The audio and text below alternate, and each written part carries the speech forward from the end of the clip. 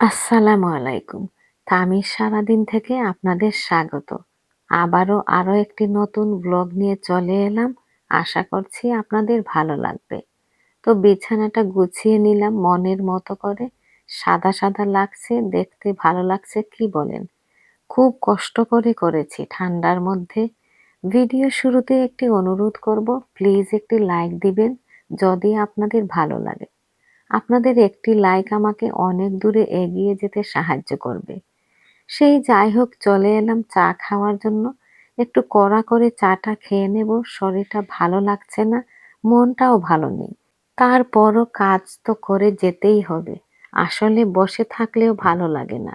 রাজ্যের দুশ্চিন্তা এসে চেপে বসে। তো চা খেয়ে চলেন দেখিয়ে দিই আমার সাজানো গোছানো লিভিং রুম। সবকিছুই টিপটপ করে গুছানো থাকলে মনটাও কত ভালো লাগে, তাই না? দেখেছেন, আমার নিজের চিন্তা ভাবনা আপনাদেরকে চাপিয়ে দিচ্ছি। বলা উচিত ছিল আমার ভালো লাগে। যখনই ভিডিওর মাঝে কথা বলি মনে হয় যেন আপনারা আমার সাথেই আছেন, পাশে রেখেই কথা বলছি।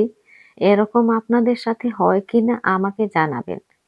যাই হোক, আজকে রান্না করব পেঁপে ভাজি আর ডিম পোস্ত ভুনা। পেঁপে খেতে ভালো না, কিন্তু পেটের জন্য অনেক ভালো। সবাই বলেন, আমি নিজেও দেখেছি, এজন্যই বলছি। আর সাথে একটু আধটু অন্য সবজিও দিয়ে ভাজি করে নিলাম রুটি দিয়ে খাওয়ার জন্য।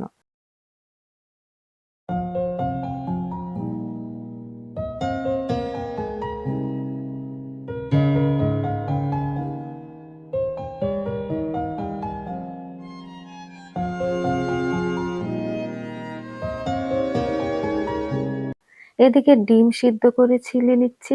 তারপর একটু হলুদ, মরিচ, লবণ দিয়ে ভেজে নেব। পেঁয়াজ বেরেস্তা করে নিচ্ছি কারণ এই তরকারিতে দেব।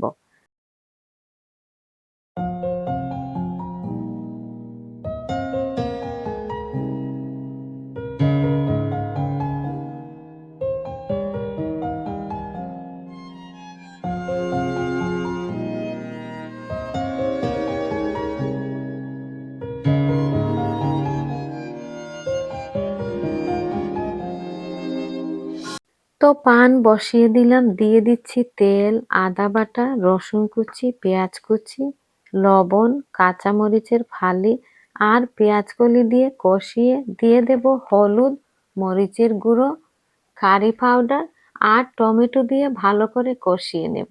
এবারে পোস্ত বাটা দিয়ে দিচ্ছি, আরো একটু ভুনা করে ডিমটা ছেড়ে দেব। সবশেষে পানি, পেঁয়াজ বেরেস্তা, ধনেপাতা দিয়ে নামিয়ে নেব।